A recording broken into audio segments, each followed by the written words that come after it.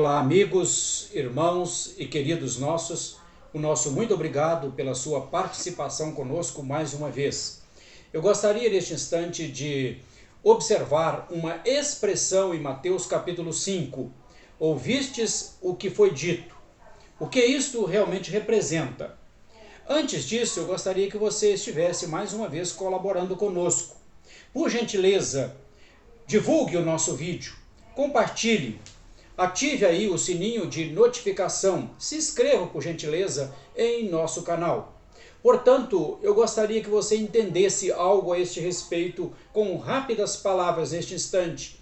Em Mateus capítulo 5, a exemplo do versículo 42, que diz assim: Ouvistes o que foi dito, amarás o teu próximo e odiarás ao teu inimigo. Ora, Jesus nunca disse para odiar inimigo. Pelo contrário, olhe o que ele fala no versículo 44.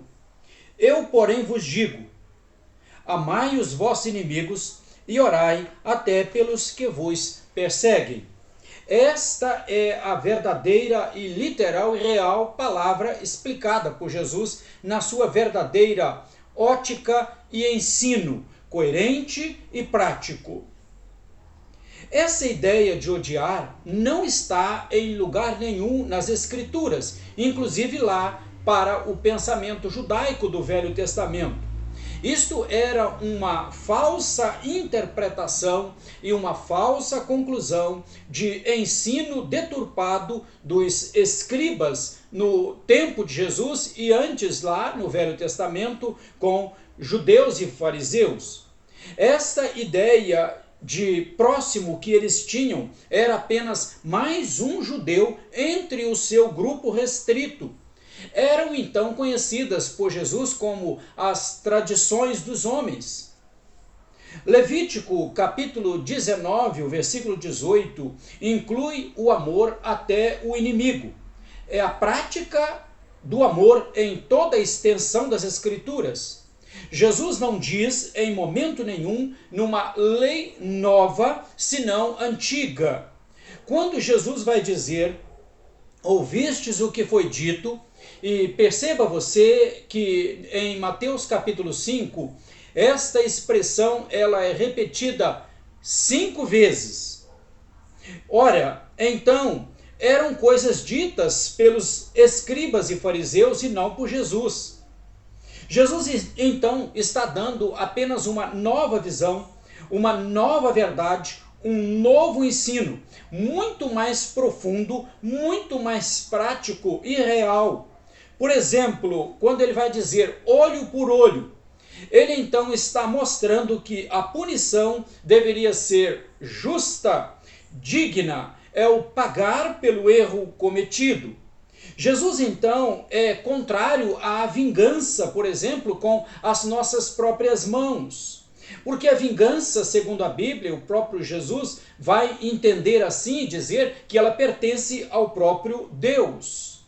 Não resistais ao perverso, isto é, lute pela paz. Nunca comece a pensar em vingança de ninguém. Por pior que seja a pessoa, ore por ela. Ame-a.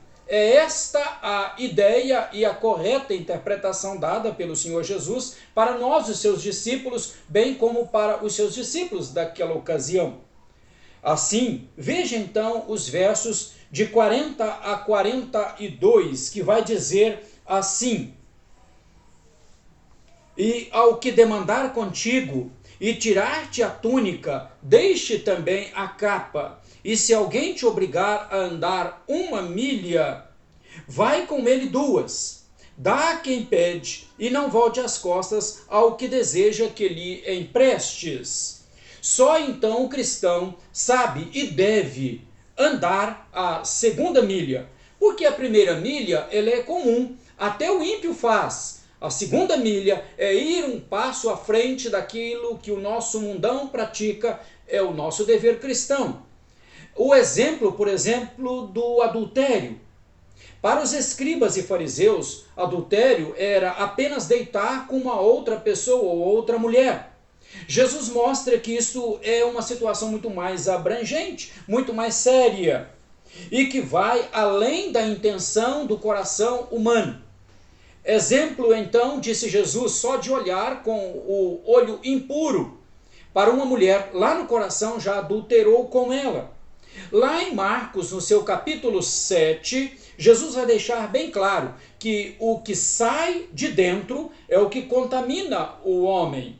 Jesus então termina este capítulo 5 de Mateus com o versículo 48, chamando a nossa atenção e a nossa responsabilidade, levando os seus ouvintes e aos seus alunos a um objetivo muito proposto por ele e para todos nós, que é a perfeição. Ele então vai dizer assim: portanto, sede vós perfeitos, como perfeito é o vosso Pai Celeste. Leve sim isso a sério. Não que nós aqui, enquanto estivermos, alcançaremos a perfeição absoluta, mas este é o alvo, este é o caminho, esta é a proposta dada pelo Senhor Jesus a cada um de nós. Então, eu gostaria de terminar com você neste final do Sermão da Montanha, quando o povo estava maravilhado, e diz-nos assim as Escrituras: quando Jesus acabou de proferir estas palavras, estavam as multidões maravilhadas de sua doutrina, porque ele as ensinava como quem tem autoridade e não como os escribas. Vamos orar?